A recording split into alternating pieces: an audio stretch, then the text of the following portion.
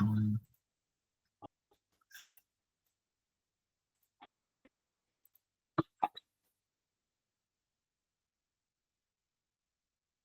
Everybody seeing the screen? Excellent. So I'm Storey. Welcome to. So I'm Storey. I've been a game designer for 18 years, and welcome to the Fundamental Design Guidelines for your game. So who am I? So I'm Storey, as I said. I've been in the industry for about 18 plus years now. Worked on several titles from, Souls-like games like The Surge to indie games like Hyperspace Shipbreaker and some, AAA open world games like Far Cry 6 and Watch Dogs Legion. So I'm going to start off with the very basic principles of game design, just to get you started, just to give yourself a bit of a foundation and to have a bit of a shared vocabulary. So I'm going to start between the difference between a toy and a game, or a mechanic and a game. So a mechanic or a toy in a game is like a football, right? You can have a football and you can do whatever you want with it. You can kick it, you can throw it, you can bounce it, you can carry it around. Because it's got all these things you can do with it, it's got a lot of potential, but it doesn't have any structure, right? It's a ball, it's a toy, you can play with it. It's an instrument of play, and that is what a mechanic is. Now, a game is where the rules come in. So in football, for instance, you have lines that determine things like offside. What is a goal? What do you have to do? You can only touch the ball with your feet or with your body, but not with your hands or your arms. There, you can play out of bounds, so there's boundaries to the game itself. Now, all these rules together make a game. So they encapsulate all the mechanics to create a structure which allows for play, right?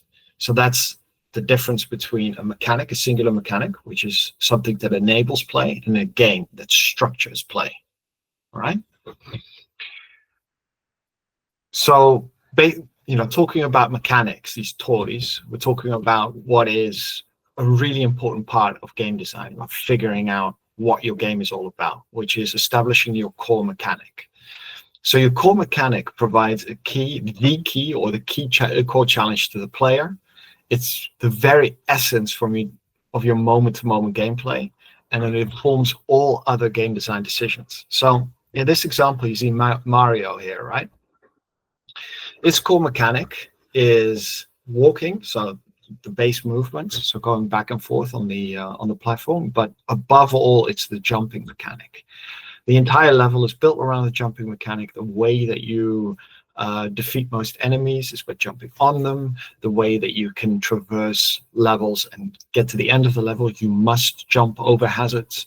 So the entire game is built around the singular core mechanic. So once you have your core mechanic, once you have an idea of your core mechanic, it's best to break it down in almost like different challenges, what the player needs to overcome, or what kind of skill set they need to tap into for them to actually, overcome the game and actually master your core game mechanic, right?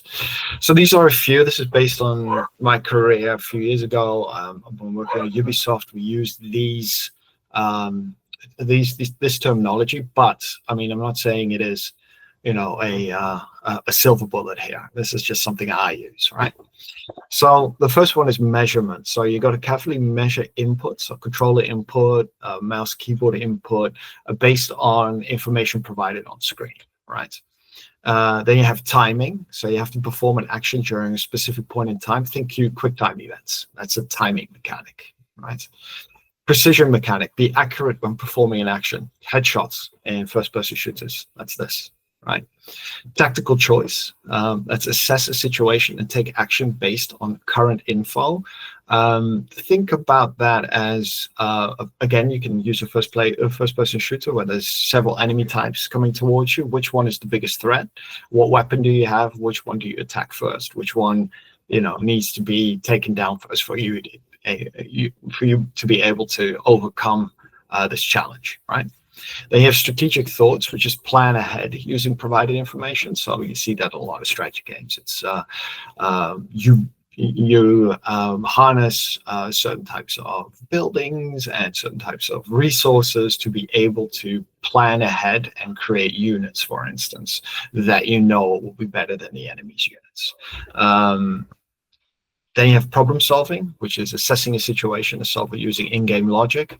Adventure games, any adventure game where you need to find keys to open doors, things like that. Reflexes, there's some overlap between reflexes and timing, but it's not necessarily the same. So reflexes is react swiftly based on given signs and feedback. Now, signs and feedback are two different things. So a sign tells a player what to do, and feedback provides feedback on an action the player has done. And these are UI principles, right? So with reflexes, it's more of either your character is on fire and you have to do something very, very quickly, like jump in water for the fire to come off. You have to do that, you know, because you're under pressure and you have a limited amount of time and you need to find a solution. So reflexes are usually used in combination with others. And last but certainly not least is resource management, which is there's a finite amount of resources. You have to manage that. By managing that successfully, you get to basically overcome the challenge and continue the game, right?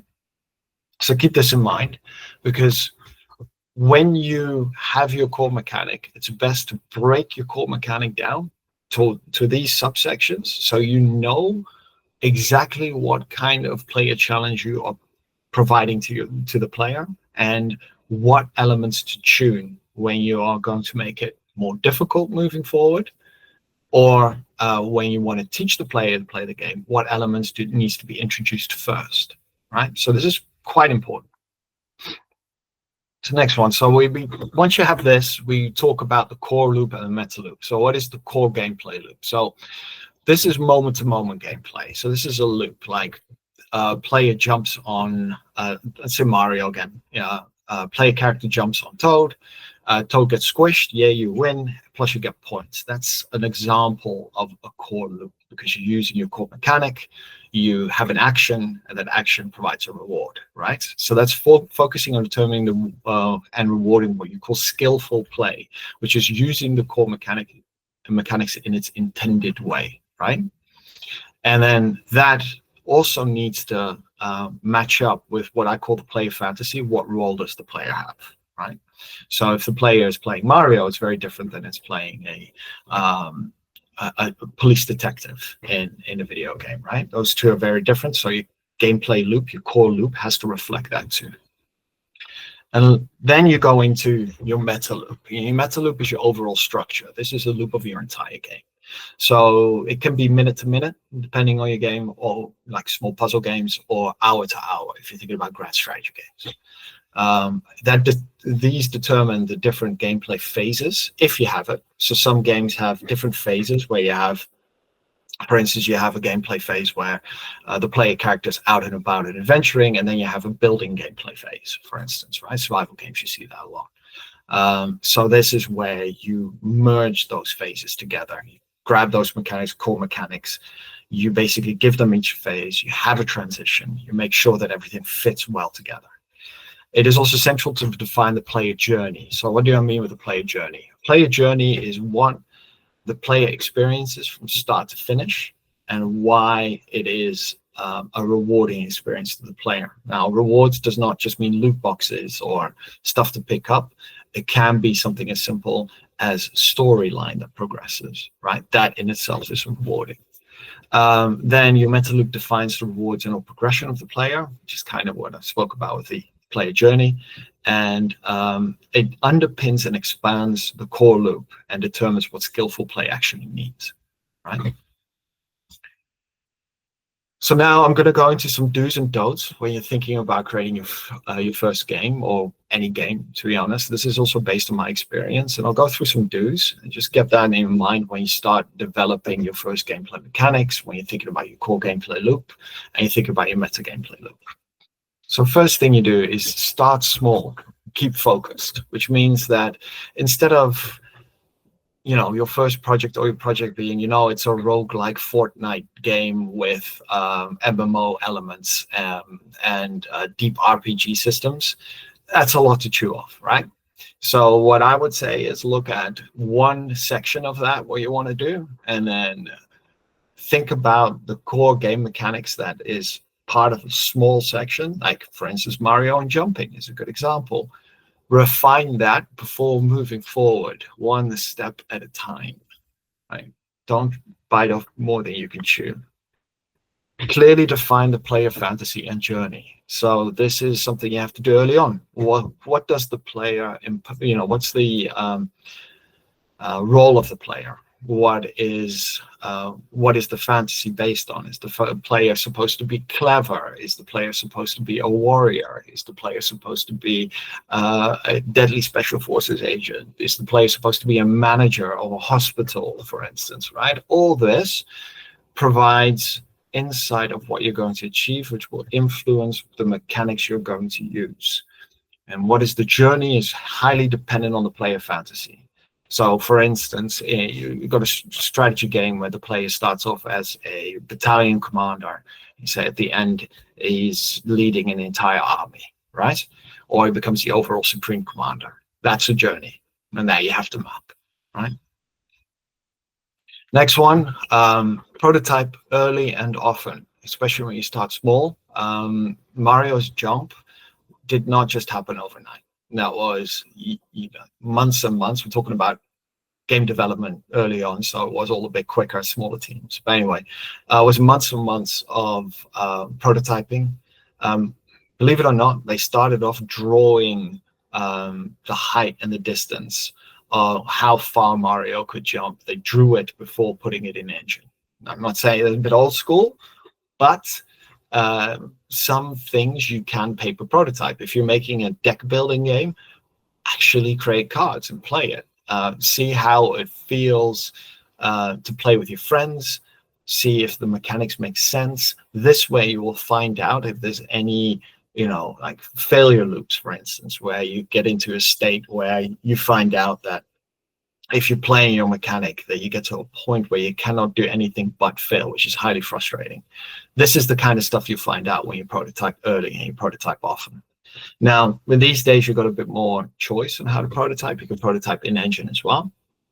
I would suggest looking into that as well, because Unreal, for instance, has got blueprints, and you can rapidly prototype things in blueprints, but blueprints is a little bit inefficient, so I wouldn't necessarily say this is the way that you implement it from scratch and you have it up until the end, but it's a good way to test ideas. This is another important one: set clear boundaries for yourself. So it is easy to think big. It is very tempting to think about all your favorite games and go, oh, wouldn't it be great to have, let's say, the combat systems of Dark Souls together with an MMO like World of Warcraft, and I think I can do that. Those two things alone, a combat system from Dark Souls and the whole structure of an MMO, are gigantic undertakings. So if you want to step in that direction, know what you're doing. If you don't set clear boundaries, if you don't do that, you're going to get swamped with tasks. You're never going to be able to refine your mechanics well, and at the end of the day, you're not going to achieve what you want to achieve. So again, this kind of goes back to the first point: start small, keep focused. Keep your designs up to date. It sounds irrelevant, really, but it's actually really important. As you begin creating your game, documentation, or at least notes, are really important, because it allows you to have that time reference. This is what my thought process was at this time, right? This is what we're trying to achieve. This is how we're going to achieve it, and these are the core mechanics. Now, your design will change, and that's where it gets to keeping your design up to date. But you do want to have that evolution there, and you want something to lean on, to communicate with. Even if you're just a solo developer building your own game, it is a good idea to have at least a paper trail of where you started and where you are now. It helps you look at your own journey as a game developer, but it also helps you reference your previous mindset and figure out what was the thing that I was trying to achieve a year ago, right? A month ago, because these things can fade. And when it fades, you will start losing focus. When you start losing focus, you won't end up with the thing that you wanted to achieve in the first place. Now, some don'ts, right? I've seen this in the industry during my time. Most of these things that I'm mentioning now seem fairly obvious, but I've seen this in small projects, and I've seen this in the largest projects I've worked on. And every single time I've seen this, it costs time, it costs money, it costs effort, and above all, it costs morale, right? People after a while lose morale, lose belief in their game and their project, and they start bouncing off. So the first one is, don't try to reinvent the wheel. There's a lot of games that were there before you started creating your game, your mechanic. Reference them, have a look at what was already there. It is okay for you to get inspired by them, to take something like, if you want to make a platformer and you think that the jumping mechanic from Mario works really well, cool, take it, but make it your own. What you don't need to do is go, oh, there's a jump mechanic, and it normally uses button presses and uses a timing button press. So you have to time your input, like I have to press and hold the button and jump a little bit further, or if I sprint and I jump, it goes a little bit further as well. That is, that is the way it's currently implemented. But because I'm gonna do something new, I'm gonna reinvent it completely, and jump is going to be a combination of controller input and keyboard inputs, for instance, and you have to do these things at the same time. It's noble to think about, reinventing something or wanting to make something fresh. I understand that, but the problem is as well, is once you start from scratch, your cost of actually making something, your development time goes up exponentially. So if you want to rapidly prototype something, if you want to make sure that you have something that is accessible, there's nothing wrong with learning from those that came before. This is one that I kind of mentioned before. We start small, keep focused, and set clear boundaries. Don't bite off more than you can chew. Really don't do that. Don't have a small team of 2-3 people and think that you're going to make the next World of Warcraft or the next Assassin's Creed or the next, like any aspirate, like Fortnite, Apex Legends, right? If you have a small team, or especially if you're a solo developer, think about what you can achieve in a reasonable amount of time and build upon that. You can always iterate upon something that you've already finished. You can always think about expanding that you've already worked on. Don't go out having like too big of ideas of going like, well, I'm going to be the next, World of Tanks or something like that. You're gonna set yourself up to fail, because it's, first off, your competition is already there, and they already have a community, or those games already exist for a reason. Secondly, those games have hundreds of people working on them. So if you have a group of 2 or 3, you're never going to match that. And it's not talking down on your capabilities. It is just realistic, right? Also, if you go too big, you're going to lose focus, right?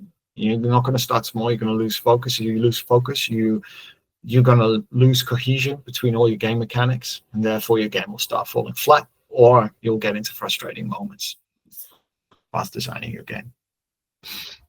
This is the last one. It's really important as well, is don't follow trends without a clear purpose. So there's lots of trends in the games industry. A few years ago, it was live service games. Years before that was MMOs. Before that, it was first-person shooters in modern warfare settings. The games industry always walks around trends, right? If you want to make your own game, you want to kind of set yourself aside from that, because if you jump into a trend, realize that your competition is already there and they already have an edge. If you want to make one of the new trendy games, extraction shooter. If you want to make an extraction shooter, cool, but you have to make something that's wildly different from what is already out there, and that's much, much more difficult than starting small, finding your core game mechanic, your gameplay fantasy, and working with that, right? And then last but certainly not least, don't be afraid to cut mechanics when they don't hold up. As you progress in building your game, you're going to find out that certain mechanics, certain things that you want to implement just don't work well. For instance, a rough example, you're working on a strategy game. You have a a battle mechanic in there, and within that battle gameplay, there's a way for you to demoralize enemy troops, and you find out very quickly as soon as you put like basic enemy AI in there that this mechanic can be used to the enemy and can absolutely devastate your troops quicker than you can react. That looks like a mechanic that is either ready for a chop or for a redesign. You have to be pragmatic. Even ideas that you think are the bee's knees and think this is the best thing since sliced bread might well not work in the context of your game. You have to be ruthless. You have to look at things. You have to take feedback from external parties. That's another thing. So think about feedback, think about play testing, right? If you don't do this, you will end up tinkering with this mechanic till, you got the next Duke Nukem Forever, which is a game that took 10 years plus to launch, and nobody liked it, right? Because there was just mechanic upon mechanic upon mechanic, and there was no cohesion, right? So I'm going to talk about one approach I take when I'm designing a game, and it's called lateral thinking. It is based on a man that used to work at Nintendo called Gunpei Yokoi. He passed away in the early 2000s, and he had this he had a philosophy which is still used in Nintendo today, which is lateral thinking with a technology. And here's an example of what he meant by this, right? So Gunpei Yokoi, at one point, he was a toy designer more than a game designer. At one point, he was in a train, and there was a bored businessman playing around with a calculator in the train, just trying to kill time. He looked at that. He saw that technology, the calculator technology, was already established. It was cheap, right?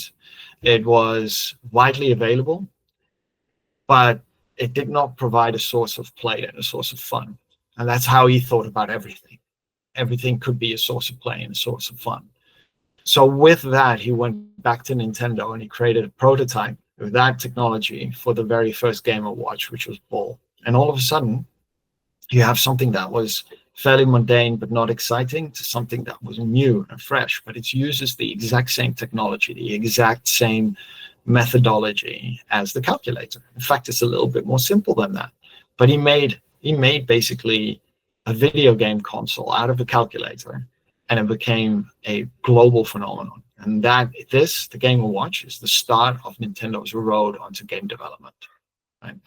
Now think about that for a second. Think about how you must think to look at something from a different perspective, like from a perspective of play, to be able to take something that looks mundane or something that's been used or it's been in the public sphere for a long time, and then make it fun. Right. So that's why I'm saying you can use this approach for thinking about new game mechanics as well. Now, I've got an example where I use this. So in the game The Surge, which is a Souls-like game, you have this mechanic where you can open doors, and you have to overcharge the doors. You need at a certain level. So, as you go through the game, you level up, as with most RPGs. But, you would have level thresholds for a door. Right, and to be able to open the door, you had to overcharge the door. So that meant that there was a level check on gating. It's a gating mechanic. So, but that was the only way we used that mechanic. That was just to open doors. And then we were talking about adding extra enemies in the game. And we were struggling, or the team was struggling with creating enemies that were unique enough to bring an additional challenge, but also not that unique that the player needed to relearn the entire game, right? So there's a balance there. So what I came up with was to use that gating mechanic, which we talked about, overcharge mechanic, on an enemy, because we already had the animation for overcharging. We had the signs of feedback for overcharging. So we had the mechanic there. And now we're putting it in an enemy so that you have to destroy the enemy whilst overcharging that. So you add that element onto something that already exists. So you merge two existing elements, you get new types of play, right? Didn't have to reinvent the wheel. It was already there. It's cheap because you already have these elements there, so you can iterate quickly and prototype quickly. You don't need to wait for new assets to come in, or you don't need to build new tools to put it in. It's there, right? And that meant that we saved time, we saved money, and we created a new enemy that was a huge amount of fun and a real challenge, and changed the entire combat dynamics within the game. So that is an example of Gunpei Yoko's lateral thinking approach put into game design, and specifically feature design. So now going into a little bit of an example of how you can build your game. And again, one step at a time, one bit by bit, right? So as an example, I'm taking a first-person shooter because I worked on quite a few. And we'll start off with what you really begin with, right? Right at the beginning of your projects. So first, you determine the player fantasy. What kind of character does the player play as? Is a vast difference if the player is supposed to be a highly skilled burglar like thief, right? Or if somebody is like Wolfenstein, where you're basically Rambo, where you can dual wield shotguns and just go nuts. That's a huge difference between those two, right? Those are two extremes. Each one of those determines your gameplay, because it determines how vulnerable your character is, how quickly they can move, what weapons they can use. And it determines, for instance, with Thief, do you need to use stealth and guile compared to Wolfenstein, where everything is brute force, right? So you have to figure that out real early, right? Second one is based on that, you think about your core mechanic, right? So in this time, it's movement, gunplay. Thief, you're a burglar, so your movement is going to be quicker probably, or it's going to have, you have to think about moving from shadow to shadow. So you have to think about that. You probably need to think about a shadow mechanic, right? If you're thinking about making a burglar, or a hiding mechanic. Whilst with Wolfenstein as game, it's all about moving as quickly as possible whilst doing as much carnage as you can. Stealth is not really a focal point. And the same goes for gunplay, right? Like in Wolfenstein, lots of weapons, huge arsenal, lots of ammo. You can do a lot of damage. Whilst if you've been playing a thief type game with a burglar, you probably have maybe one weapon you can shoot with very limited ammo to make the player feel vulnerable, right? Now we're already talking about gameplay loops, because I'm talking about these core mechanics and how they can fit together, how they can fit the player fantasy. Now you're talking about gameplay loops. And now you start building the gameplay loops. All this, how you determine this, you can do this on paper. You don't have to go in an engine to determine this. In fact, I highly recommend first writing down your ideas in this way. The player fantasy, what are your core mechanics, what are your gameplay loops? It'll help you out a lot. After which you start prototyping. So, for instance, again, first-person shooter, what's the most important thing in a first-person shooter? A lot of people go out shooting things. That's not true. The most important thing in a first-person shooter is to be able for your character to move in 3D space. It's that simple. But that movement, it's got a lot of vectors, right? Movement speed, jump height. Can the player climb through things or on things? What are the dimensions of the player compared to the environment, right? Are we talking about wide open spaces? Are we talking about corridors? Are we talking about a mix? All this, right? Prototype that first, step by step. Again, one bit at a time, right? So first thing is mouse movement or controller movement, and then character movement. So how do you move the camera? What's the camera speed? What is the curve you put the camera speed movement on? Because if you just have a linear camera speed, it's going to be jarring. So you have to put that on what they call a curve, so that the camera initially moves slow, then fast, and slow again, right? These are things you have to experiment with, because camera movement is essential when it's a first-person shooter. Because if your camera is too quick, it's very, very hard for you to keep focused and to be accurate. If the camera is too slow, it's very hard for you to be able to react quickly on incoming damage or when you're under fire, right? That's where the camera setting comes in. Very important.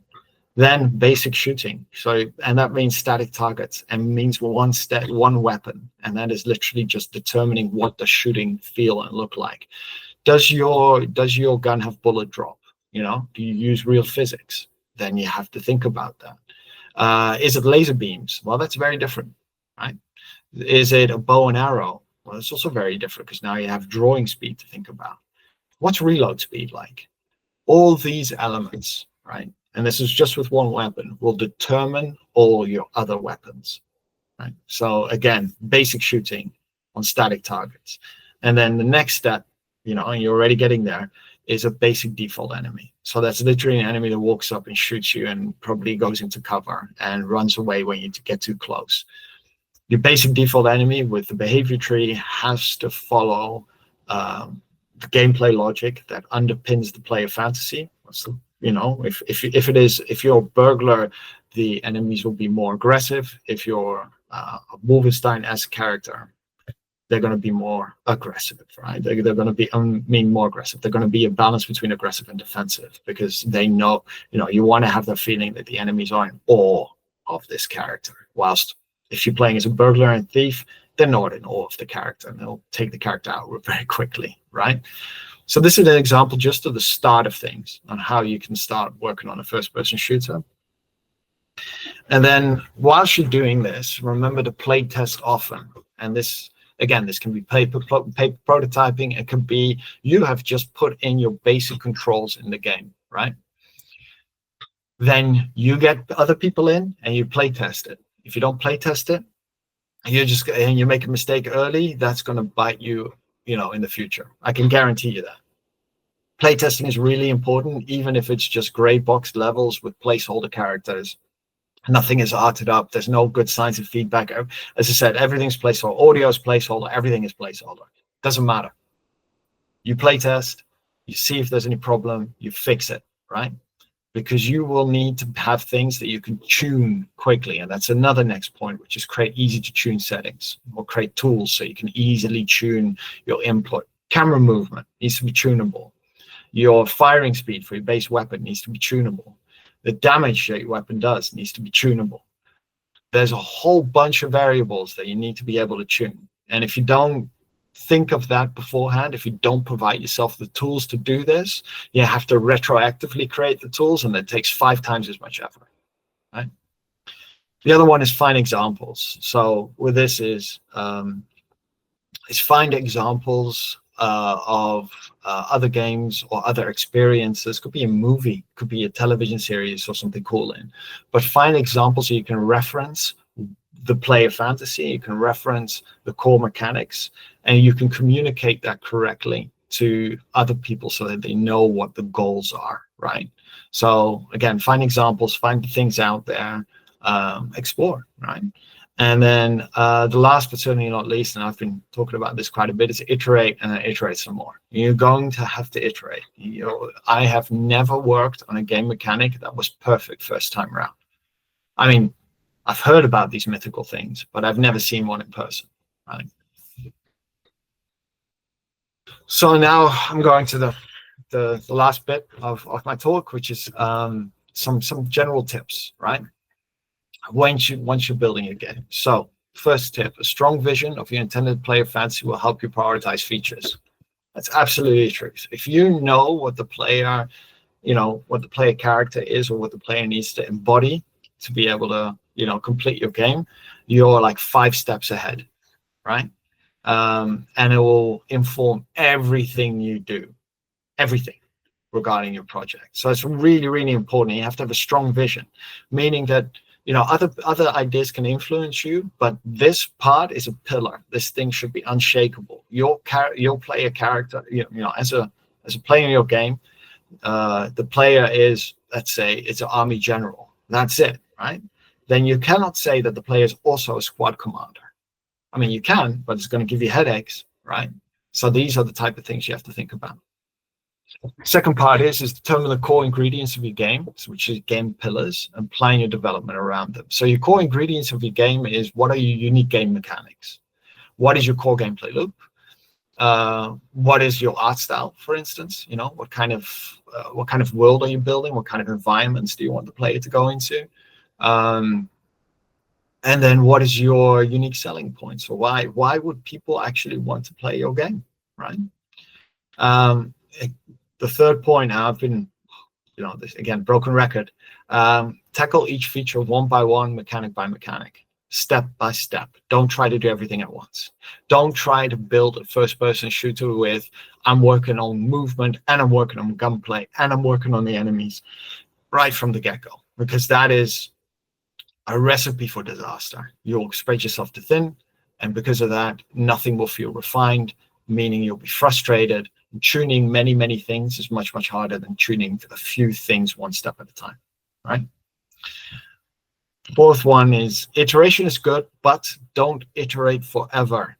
Sometimes features don't simply work well, especially if you have several features that work in conjunction with each other. So one feature influences the other. If you iterate on a feature and it doesn't work well with others, and you keep iterating and you say, oh, it'll be great, give me an extra month, it'll be great, I promise. I can tell you now it won't be great, right? Even if you give yourself an extra month, because the rest of the game is also evolving and you're constantly trying to keep up with this. Rarely have I seen a feature where people were saying, oh, give it an extra month, give it an extra 6 months, give it an extra year, actually make it in a game. Because most of the time it might have been a strong idea on paper, but in practice it just doesn't mesh well. Be ruthless, right? Last part, and Jahangir will talk about this most, is keep track of your progress. Create tasks for yourselves and your team and track these tasks. If you do not keep track of your progress, track of your game mechanics, track of where you are and what the next steps are going to be, you're going to be lost very quickly. And you won't have targets. You won't have a common goal, which is really important. So this is how you do things. Again, mechanic by mechanic, step by step, where you do basic things and you build up upon that. You have your progress. It could be in project management software. Hell, it could be post-it notes. But you have to keep track of what you've done, what is under review, what needs playtesting, and what the next steps are. Right? That will help you along a lot. And that is it for me. So I'm just going to exit out. Thank you. I have a few minutes for questions, so feel free to ask them.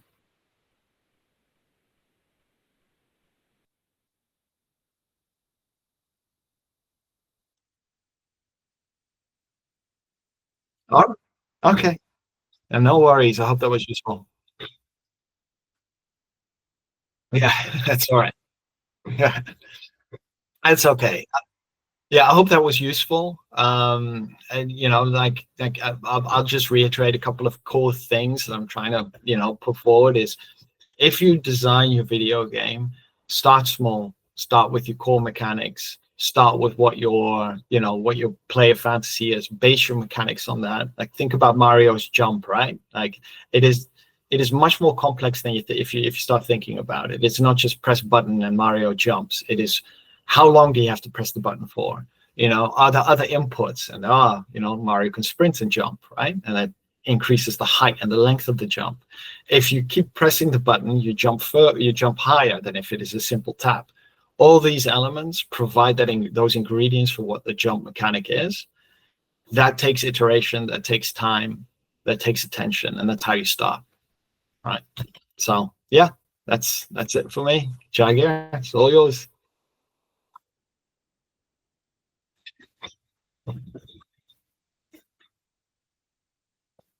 You're muted, mate.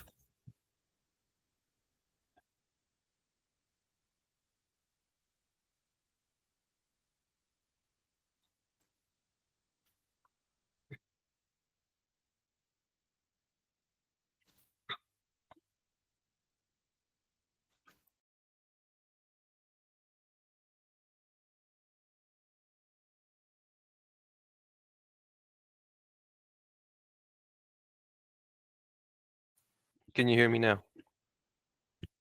Yeah. All right. Okay. So let me just share my screen first.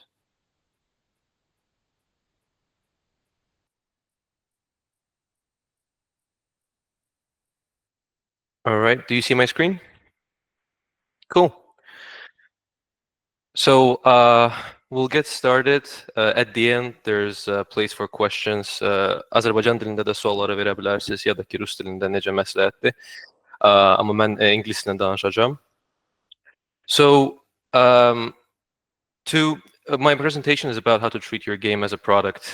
And I'll go into different aspects that go into game development and product development in general, which go beyond just coding or working within a game engine. So before I go into the details, I want to talk about myself first.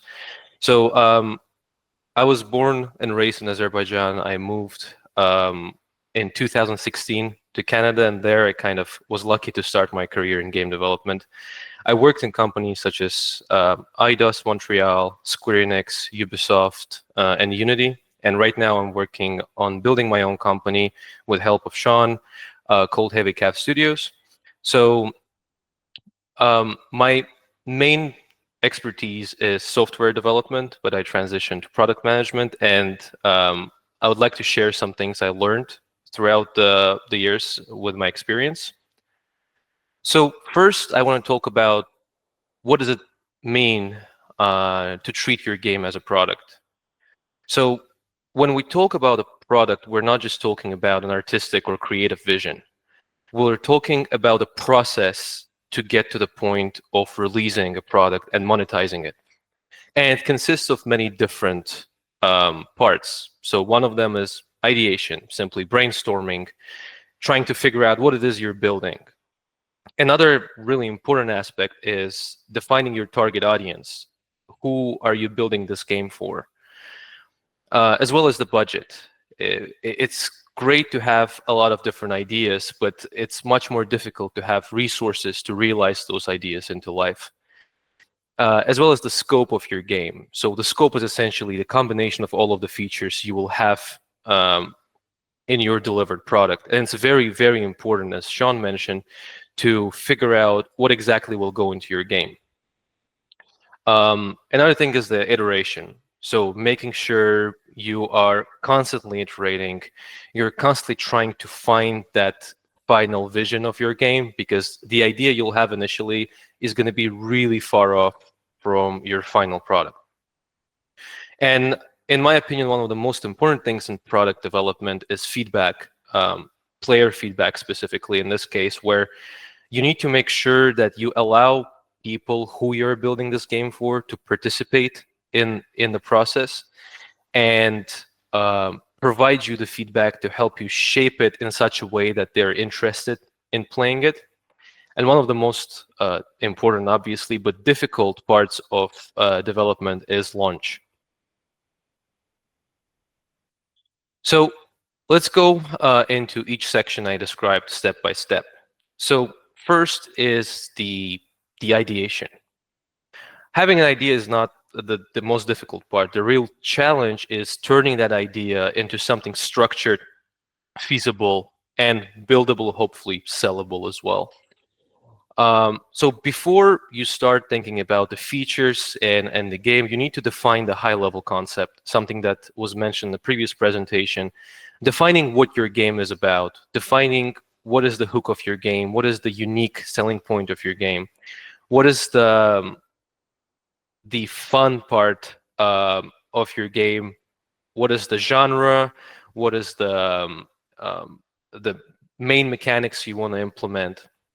And one of the important things is also defining what is the feeling you want your player to have as you play, as they play the game, as well as defining the early constraints early on. So as Sean mentioned as well, a lot of people want to build the next GTA 7, GTA 8, whatever. You have to be very, very realistic in terms of what can be achieved with the size of your team as well as the budget. If you have unlimited money and unlimited time, you can build any game you want. But it's very, very important to really be focused on your ideas in terms of what you want to achieve. As well as the game pillars. So what it is that makes your game. What are the most important parts of your idea that if you remove, stop being your idea and just becomes a completely different thing? You have to think about this in the beginning, and these things are not commitments really, because you're still kind of brainstorming and trying to figure out what you want to build. So don't be afraid that, oh, okay, well, this is the idea we have and we have to deliver. Do not go into kind of decision paralysis. Come up with a couple of things you think are interesting, something that you want to build, and focus on those. Also, try not to follow trends as much, because if you're trying to build the trendy thing that's the most popular right now, chances are it's going to be very difficult for you, because the market is already oversaturated. There's already a lot of competitors, probably big ones, competing for players' attention. So you would want to focus on something more niche, something that really has your vision, and not just something that's popular right now. At this stage, kind of, you also have to define some of the tech stack you'll be using. So whether it's Unity, Unreal, whether you want to build your own engine, which is probably not a good idea, but still. And yeah, so this is the ideation phase. Next, we have the target audience. So if you define your audience, don't be surprised when they don't show up. It's a very important subject in product management specifically, is defining your target audience. And it's not just saying, oh, this is the people who like, let's say, strategy games, if you're building one. You have to go more deeper than that. You have to define what kind of experience they're looking for. Are they looking for a casual, kind of intermediate, or a very hardcore game? So if you're building a shooter and you define your target audience as casual players, but you focus on building a hyper-realistic military simulation, you probably are not defining your target audience properly. You need to define the age as well. So how old is your typical player? Do they have money of their own? How do they usually buy their games? Are they more likely to spend more on premium titles? So if you want to price your game at $80 per copy, and you're building a game for 10 years old, do you think they have the money of their own to buy this game? So these type of things are very important for a potential investor as well, trying to really have a solid idea of who you're trying to sell your game to. As well as platform preferences, what kind of platform your target audience uses. So if this is a strategy game, let's say, they're most probably playing on PC most of the time. So this is about who is this game for. Now, the other part is, what is the size of your addressable market? Addressable market is essentially what is the size of people that will buy your game. And it's very important to define that, because this will determine what your goals in terms of potential profit should be. So if you're looking for a very, very niche game, the size of your market will be much, much smaller than if you're going for a mainstream type of thing. And this is also important to define, first, to have really good expectations, but also justify the costs you spend on developing your game. So if you spend a huge amount, millions of dollars, for something that has a very small market size, probably a very risky thing to do. As well as, this is very important to be able to answer if you're looking for publishers or investors. Next, we have budget.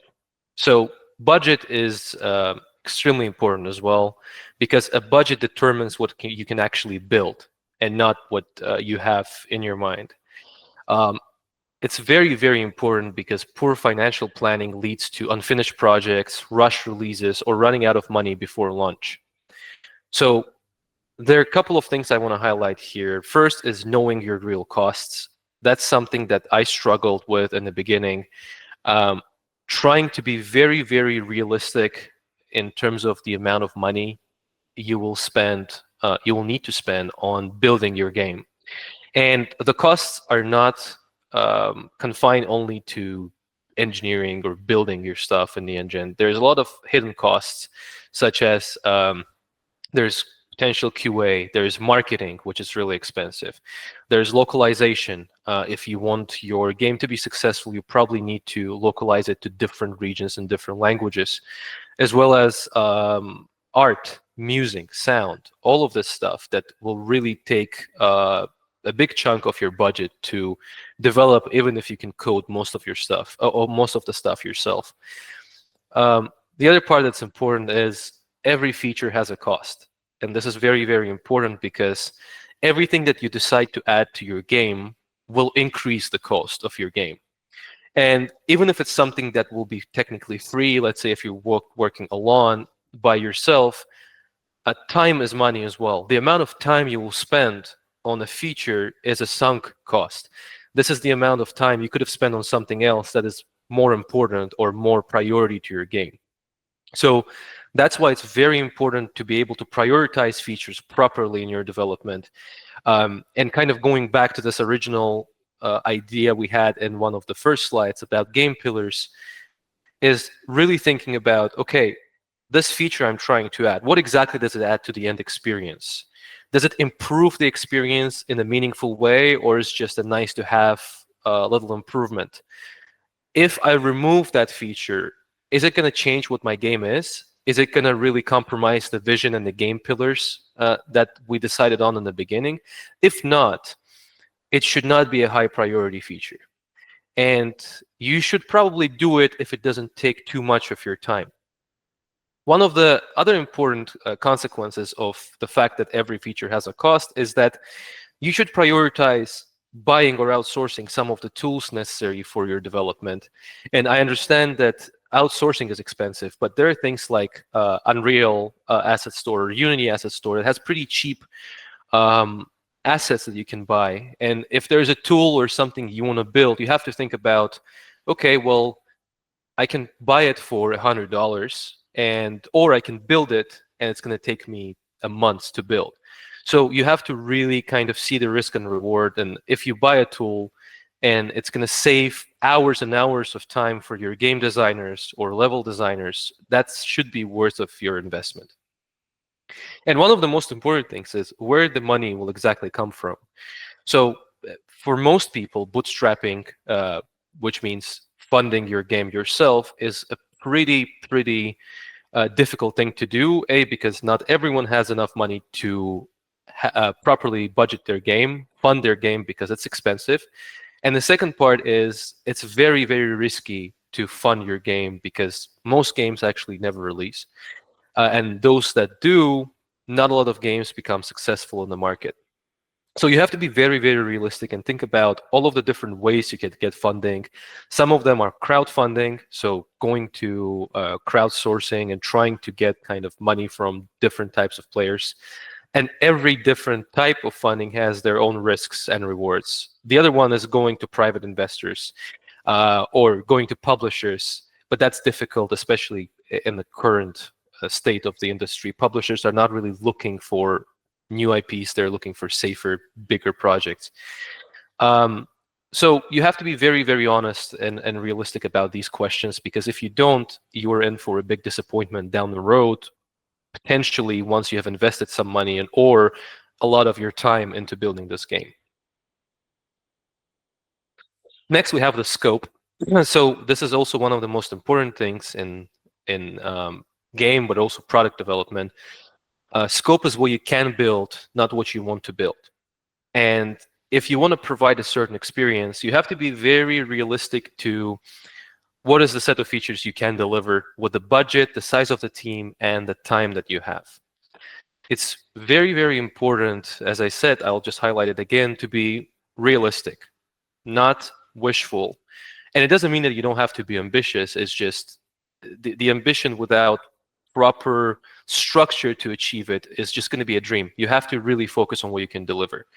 And the first thing is defining the MVP. So MVP stands for minimum viable product and is one of the most important concepts in product development.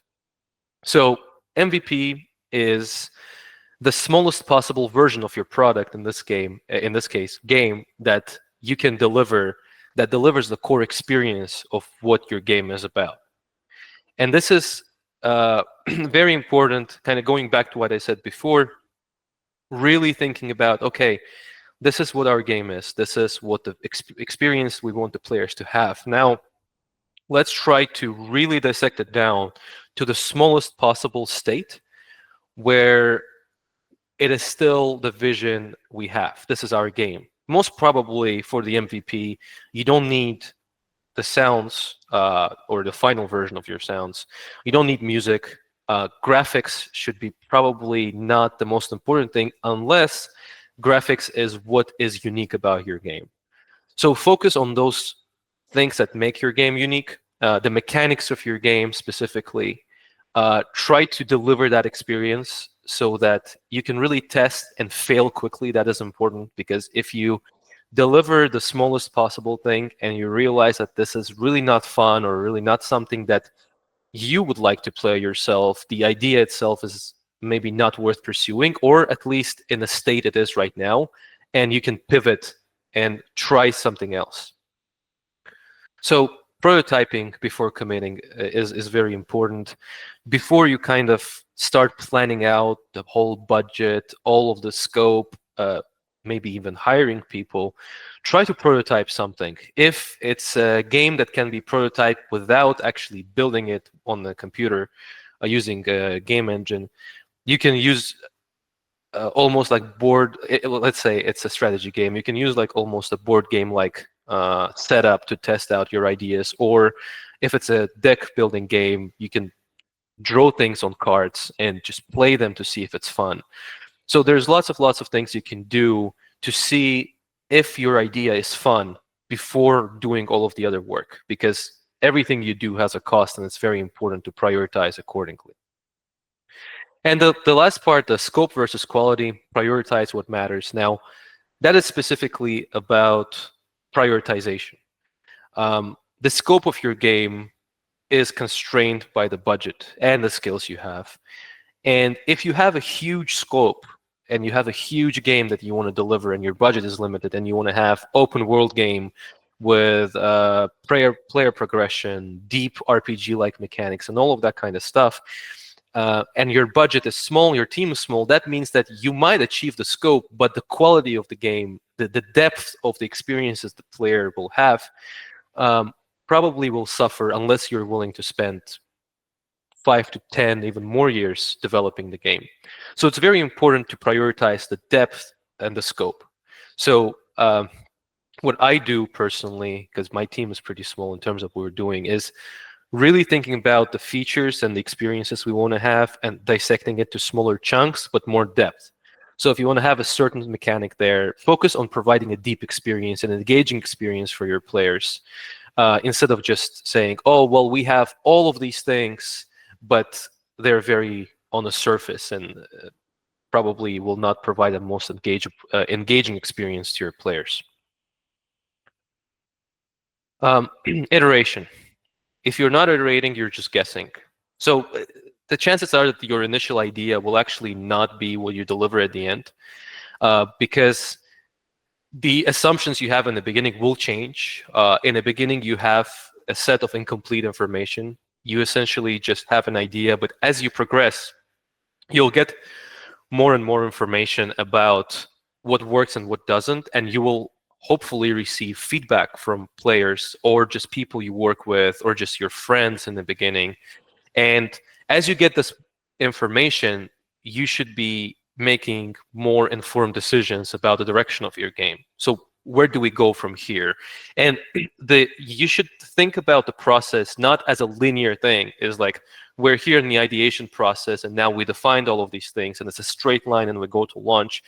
It's going to be a very unexpected kind of path that you have to take, and you just have to kind of trust the process as you go. One of the most important thing in prioritization here is prioritizing the fun of the game. And by the fun, I mean the core kind of mechanics, the experience. Is it fun to play your game?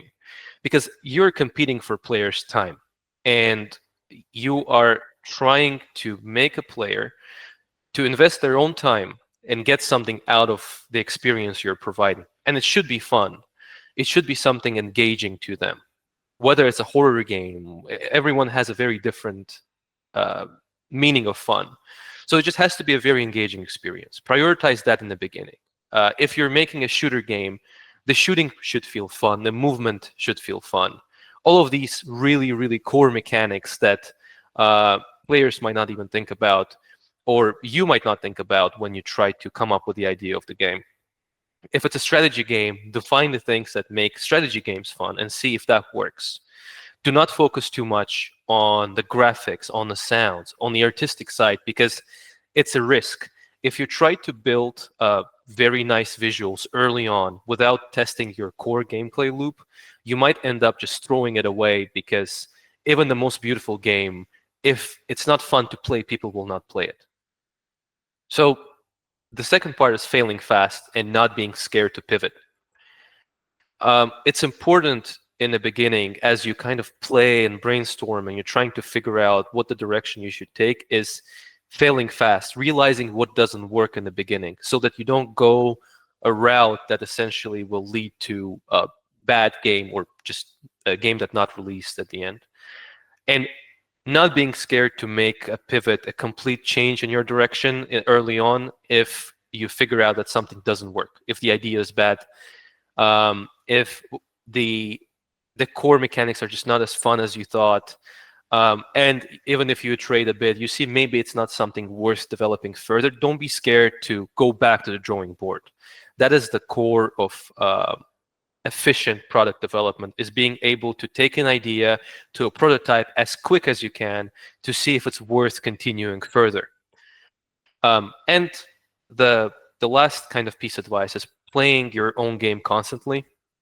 So this is the easiest way to play test. Really sit down and play as you develop. Try to be as honest as you can with feedback, and try to share it with your friends, with teammates, just with anyone really. Just try to share as much as you can and get the feedback. And speaking about feedback, so your game is a product and your players are your customers. Listen to them. Do not be too married to a certain idea of what your game should feel like. If your target audience provides you feedback that you might not like initially, it's very important, because at the end of the day, they're the ones that will be paying for your game. And they're the ones who will be providing the funds for your studio or business to continue existing in the future. So get feedback as early on as possible and often as you can. Any feature, any small thing you develop, share with people. Be very, very specific in terms of what feedback you want to get from them. I kind of learned this as well. I used to share some of my early builds with people, and I was not very specific in what kind of feedback I wanted. And not everyone has experience in game development. So if you share something that is that doesn't have any graphics, everything is a placeholder, and you want feedback on the mechanics, be very specific about that, because a lot of people will say, well, this doesn't look good, or this doesn't feel good. Also, not all feedback is equal. While it's very important to get feedback, it's very important to be able to critically categorize that feedback. So if someone who is not really your target audience, let's say you want to build a battle royale game and you share that, for example, your parents, you go and show them their game, this is what I'm working on, or some of your friends who never play those games, probably their feedback is not as valuable as the people who are into that genre and who are more likely to buy games like that. So be very critical in what feedback you listen to. And even if that feedback comes from your target audience, make sure that the feedback they provide does not go against your initial vision, because maybe the game you're building has a unique hook they never experienced, or they haven't thought about. So be very, very careful on how you act on feedback. And as you get that feedback, it's important to track and prioritize. So track the feedback, see what feedback actions, the stuff you can do to address the feedback, what kind of value it provides to your game. So if you get the same feedback a lot, it's probably a high priority thing. But before acting on it, really consider the cost. So what is the amount of time or money I will need to really address that feedback? And at the stage I am, is that really important, or it's more a polishing thing that can be done at the end? How much does it add to the current stage I'm at? And the last part is once you get to launch, which is a huge achievement of its own because not a lot of games get to that state. Once you launch your game, you have to be prepared for the next stages. The first part is what does success look like for you? So, and I'm not talking about a shiny picture of earning a lot of money, having a successful studio, making great games. I'm talking about more specific, actionable, and trackable success. So if you were making a game, you had to define initially a monetization strategy depending on your target audience. So if your target audience is children that do not have money of their own, probably having a very expensive premium game is not the best strategy to take. Let's take an example of Fortnite, which is a free-to-play game that really uses in-game purchases that are much cheaper, easily to justify for children to get the money from their parents, for example. Or if you're building a really deep, engaging experience for hardcore strategy fans that don't really have many different alternatives, then going a premium game where essentially they just pay for a copy is a much better way to monetize. So keeping that in mind, you have to have numbers in terms of what that success looks like. What is your goal in terms of number of players you want to have? What is the audience you're trying to build? What is the revenue you want to have at the end of the first year, maybe the first months, second year? All of these things are important. And once you release your game, you have to prepare for different situations. Success is not guaranteed, even if it's the best game out there. There are many things that can happen. You can release your game, and unfortunately, a very big game from a big company is released at the same time, kind of removing that focus on the market from you. So you have to prepare for those situations, especially if you have a team, because you have to pay their salaries, you have to sustain and grow. You have to kind of plan out your next games because, and also the support for the game that you released. You might have unexpected issues that weren't caught in testing. You might have a lot of feedback about something not working well, and you need to be able to address it. And the other part, the most important part, in my opinion, as you continue, you need to be able to learn, and you will learn as you develop your game. You'll learn a lot of things. And you should not be able, you should be able to restart if something goes wrong. So basically, let's say you release your game, it's not a success for whatever reason. The biggest thing you did is you learned. You learned a lot of experience through going through that. You already did more than most people, most developers ever do, which is releasing a game and having something of your own on the market. You shouldn't be scared of restarting because now once you restart, you have all of this knowledge you didn't have before. It's going to be easier. And just continue until you kind of find your niche and build your game. And this is really the end of my presentation. So are there any questions that you guys have? I do have a question. Okay. So you've mentioned that you don't need to go necessarily for something that's is a trendy movement. As of now, it can be, let's say, like Battle Royale a few years ago, where every single company made a Battle Royale. So a question is that how do you deal with your idea in terms of attraction and eventual sale of it? Because every game is still a business model. And how do you make sure that although, yes, my product is not exactly as trendy as some other genres, it still will be in sale, there is a target audience, and how does a game developer assess a risk like this? So thank you for the question. One of the reasons you should not go, especially as a small developer starting out, for those big trendy genres is because there's a huge risk with it. There's already a very saturated market. There's already probably big players in there building those games with defined audiences, and you're going to compete against them. And it's difficult. And the other thing is with trendy things is if you go after a trend, there's no guarantee that the trend will be there once you release the game. So the game development itself takes quite some time. It takes years in most cases. So if you work, let's say, on next battle royale game and you release it after the hype is gone, and now the next thing is, let's say, AI powered games, you are risking just losing that audience. And when you have an idea initially, kind of one of the slides I had about target audience, you have to define that target audience. You have to see if your game is not the mainstream trendy game, it's a more niche experience that you're providing, you should check the competitors. You should check if there is an audience. Let's say you're building a historical strategy game, and you should look at the market. You should look at your competitors. You should look at the number of sales they have to see if there is an audience for this. And most of the time, the more niche you go, the more loyal the fan base is in terms of the experiences they seek. And most of the time, they don't have as many as the more trendy ones, like shooters or stuff like that.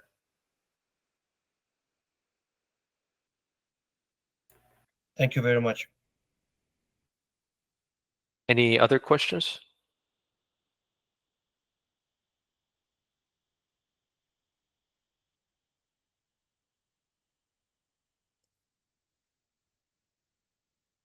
If you don't have anything to add to your presentation, thank you for your time and effort for this event. Thank you.